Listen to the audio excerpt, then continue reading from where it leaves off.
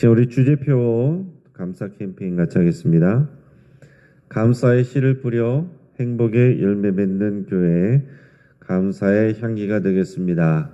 감사의 꽃을 피우겠습니다. 감사의 열매를 맺겠습니다. 묵상 말씀 하박국 3장 18절 우리 세 번 하겠습니다. 나는 여호와로 말미암아 즐거워하며 나의 구원의 하나님으로 말미암아 기뻐하리로다. 나는 여호와로 말미암아 즐거워하며 나의 구원의 하나님으로 말미암아 기뻐하리로다. 나는 여호와로 말미암아 즐거워하며 나의 구원의 하나님으로 말미암아 기뻐하리로다. 아멘. 하나님께서 오늘 우리에게 주시는 말씀은 사도행전 19장 8절에서 20절까지의 말씀입니다. 사도행전 19장 8절에서 20절까지 말씀을 여러분이 교독하겠습니다. 오늘 본문을 통해서 하나님 나라의 복음과 능력 이런 제목으로 우리 말씀의 은혜를 같이 나누겠습니다. 윤동주 시인의 간판 없는 거리라는 그 시의 한 구절이 이렇습니다. 정거장 뿔에 봄에 나렸을 때 아무도 없어. 다들 손님들 뿐, 손님 같은 사람들 뿐. 집집마다 간판이 없어. 집 찾을 근심이 없어. 여러분, 이 시에는 나라를 빼앗긴 그 서름이 담겨 있습니다.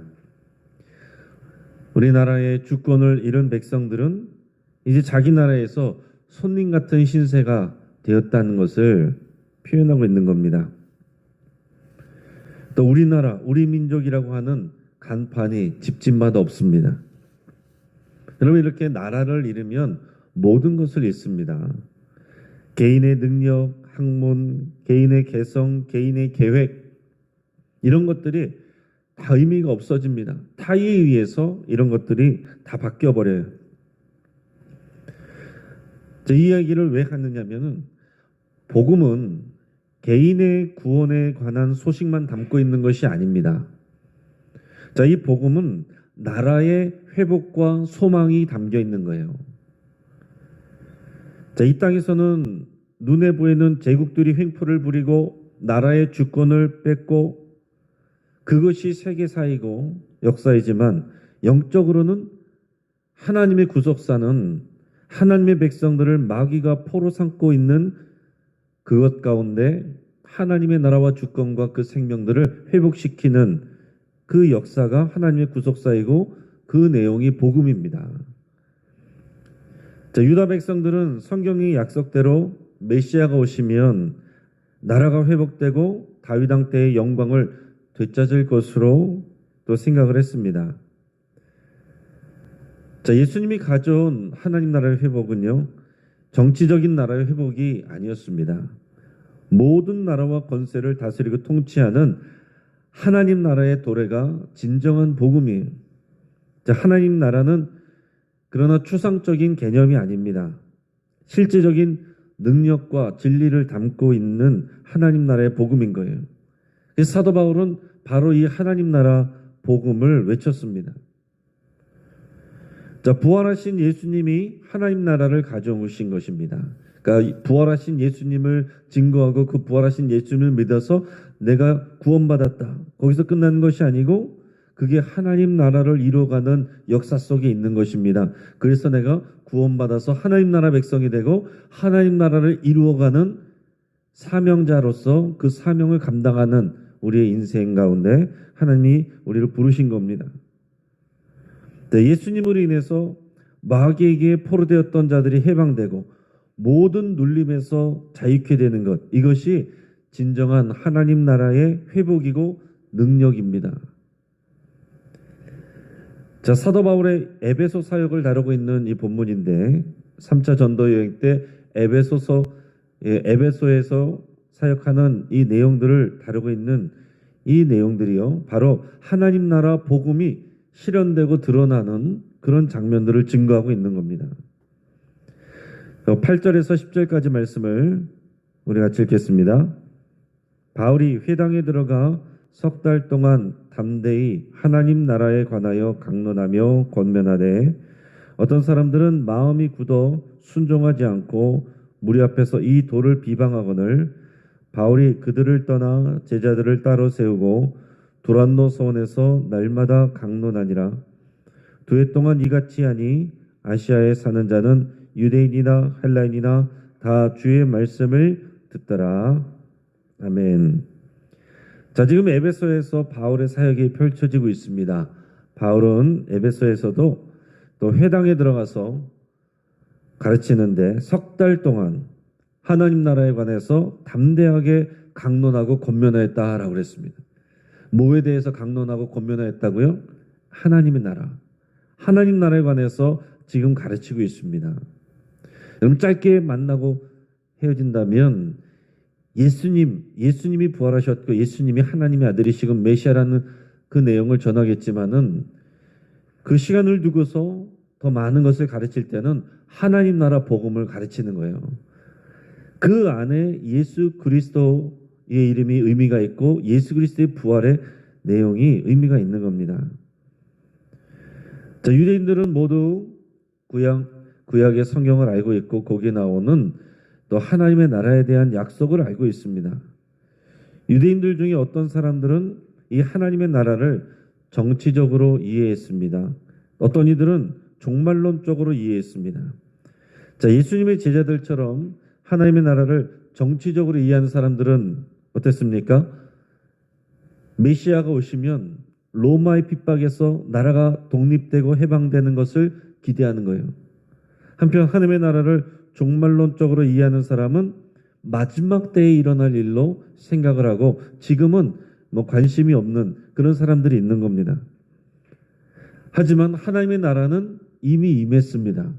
예수님이 오시면서 하나님의 나라가 임한 거예요. 예수님이 이 성경이 약속된 메시아이시고 그리스도이십니다. 그가 하나님의 나라를 가져오신 거예요. 하나님의 나라는 또한 그의 사랑하는 아들의 나라이기도 한 겁니다. 하지만 이 현실의 정치와 제도적으로 이루어지는 나라가 아니었어요. 영적인 능력과 권세로 이루어지는 나라입니다. 마귀에게 포로되었던 자들이 구원을 받고 질병과 귀신에게 눌림받았던 자들이 자유함을 얻는 것, 이것이 곧 하나님의 나라가 임하는 그런 사건이고 증거입니다. 하지만 하나님의 나라는요, 마지막 때 예수님이 다시 오시면 그때 완성이 됩니다. 그래서 이것이 헷갈리는 사람들은 그래서 하나님의 나라가 왔다는 거야? 아직 안 왔다는 거야? 이렇게 헷갈릴 수 있습니다. 성경이 말하는 하나님의 나라는 왔습니까? 안 왔습니까? 자, 우리가 고백해야 되는 것은 바로 이것입니다. 하나님의 나라는 예수님이 이 땅에 오시면서 이미 임했고 그리고 마지막 때 완성됩니다. 그래서 우리는 이미 시작된 하나님의 나라, 그러나 아직 완성되지 않은 그 하나님의 나라, 그 사이에서 살아가는 사람들이에요.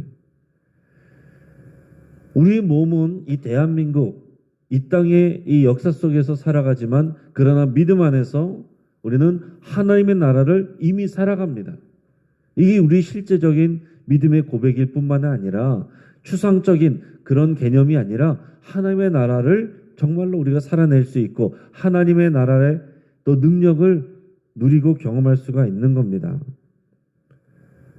그리스도 안에서 그리고 성령의 도우심과 그 능력으로 우리는 하나님의 나라를 살아가고 하나님의 나라 능력을 누리게 되는 겁니다.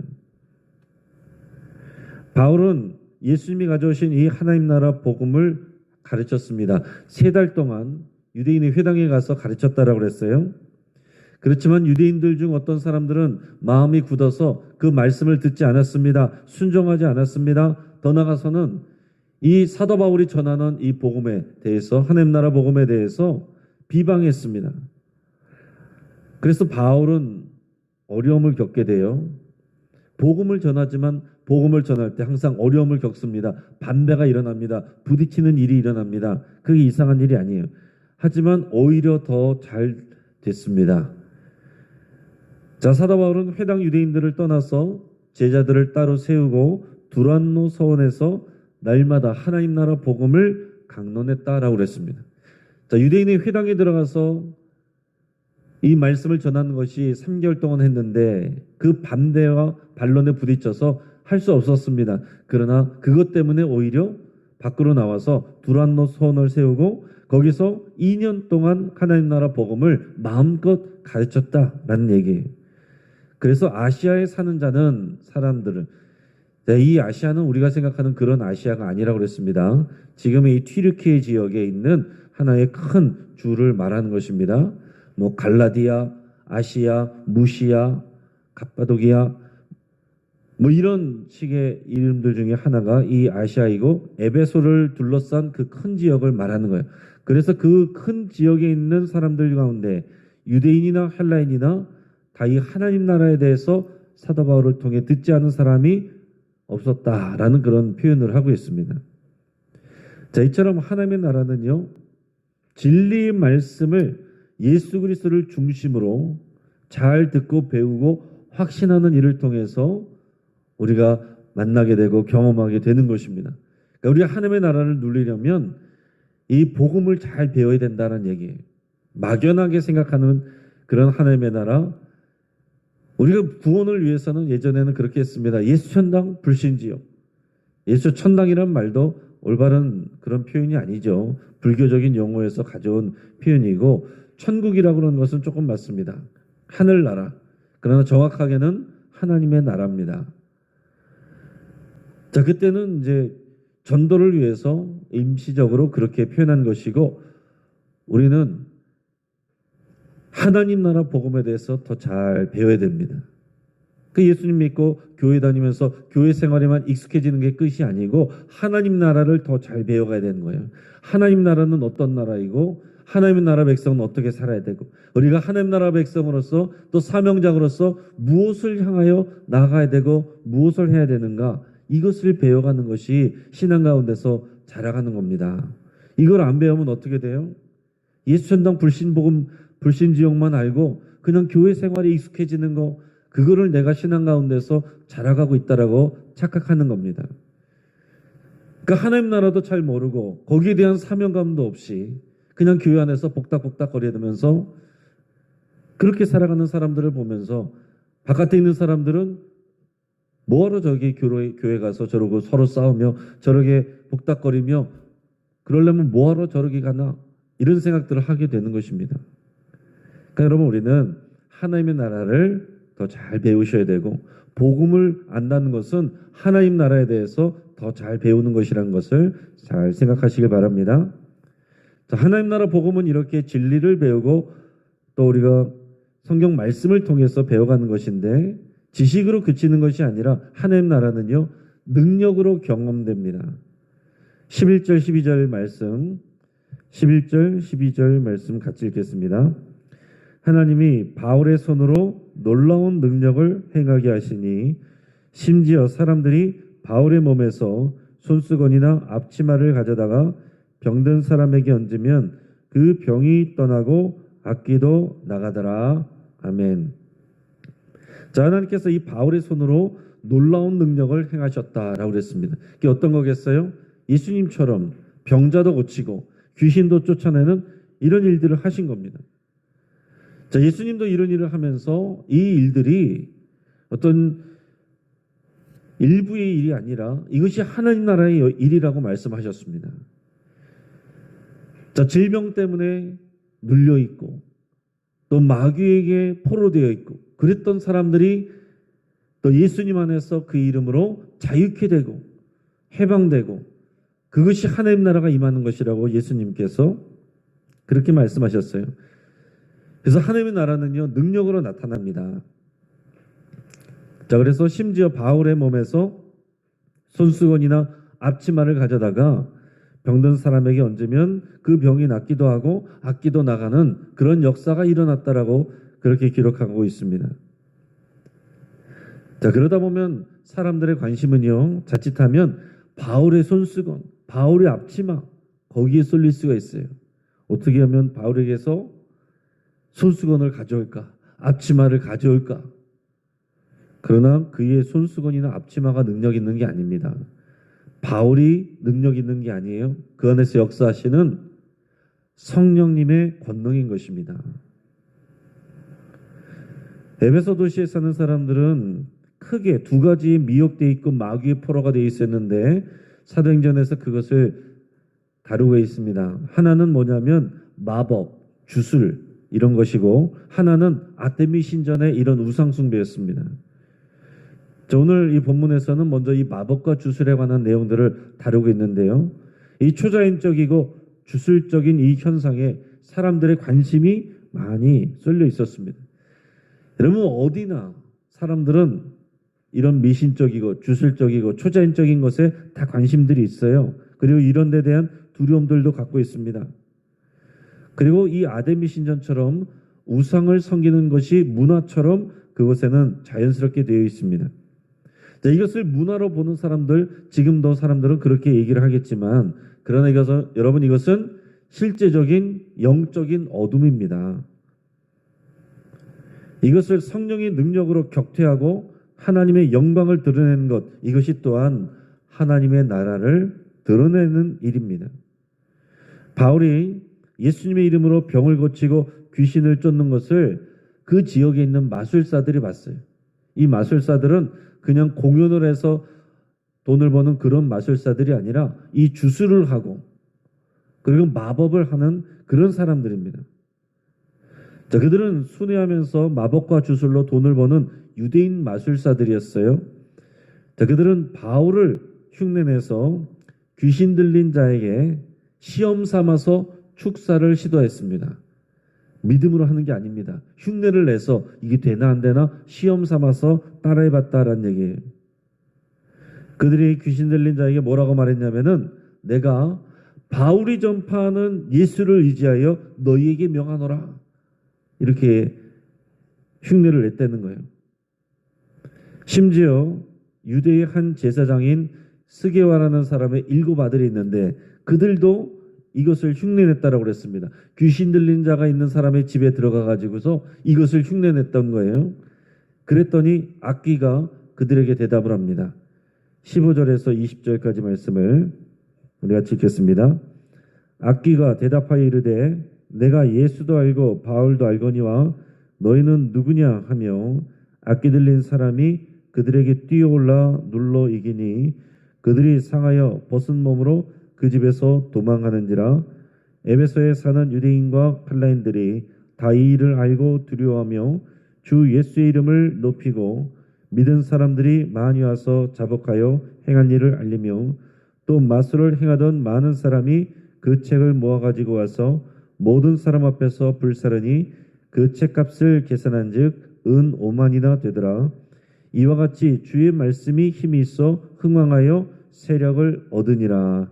아멘. 악귀는 예수도 알고 바울도 알지만 그들의 이름으로 명령하는 스게와의 아들들은 알지 못했다라고 그랬습니다. 그러면서 너희는 누구냐? 내가 바울도 알고 예수도 아는데 너희는 누구냐? 그 믿음 없이 하는 일입니다. 그러면서 악귀 들린 사람이 그들에게 폭력을 행사했습니다. 그래서 그들이 상처를 입고 옷도 다 찢어져 가지고 벗은 몸으로 자기 집으로 다 도망갔습니다. 이 일이 이 에베소 성나에 두루 소문이 퍼졌어요. 그래서 유대인들과 헬라인들이 이 소식을 다 듣고서 두려워하며 주 예수님의 이름을 높였다라고 기록하고 있습니다. 그래서 또한 믿은 사람들이 많이 와서 회개하는 역사가 일어났습니다.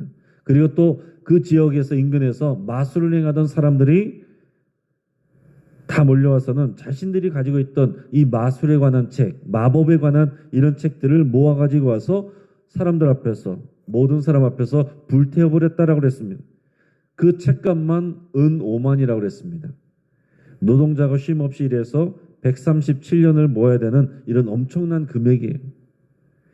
이제는 귀신을 의지하는 마술과 마법이 아니라 성령의 권능을 받았기 때문에 이런 것이 의미 없다는 것을 느끼고 사람들이 회개하며 돌아오는 이런 역사가 일어난 겁니다. 성령의 권능과 주 예수의 이름이 위대하고 능력 있다는 것을 알게 되고 인정한 결과예요. 이처럼 에베소에서는 주의 말씀에 힘이 있어서 흥왕하며 세력을 얻어갔다. 이렇게 기록하고 있습니다. 이게 성령의 역사고, 그래서 우리가 사도행전을 성령행전이라고도 부르는 것입니다. 자, 말씀을 정리합니다. 그러면 바울이 전한 복음은요, 하나님 나라 복음입니다. 바울만 그러는 게 아니에요. 우리가 알고 믿는 복음은 하나님 나라 복음이에요. 예수님의 부활은 곧 이 하나님 나라의 임재를 의미하는 것입니다. 복음은 나라에 대한 내용을 담고 있어요. 그래서 우리는 나라에 대한 관심을 가져야 되고 지식을 가져야 됩니다. 흑암의 권세에 포로잡혀서 고통하는 백성들을 예수의 이름으로 이 진리와 성령의 권능으로 자유케 하고 그들을 하나님의 나라로 다시 되찾아오는 것, 이게 하나님 나라의 승리고 하나님 나라의 역사인 겁니다. 그렇게 자유케 된 사람들은 하나님 나라의 백성이 되는 것이고 하나님 나라의 일꾼이 되는 거예요. 자유를 얻었다라고 해서 자기 육체의 기회로 삼아 내 마음대로 돌아다니고 놀러다니고 하는 게 아닙니다.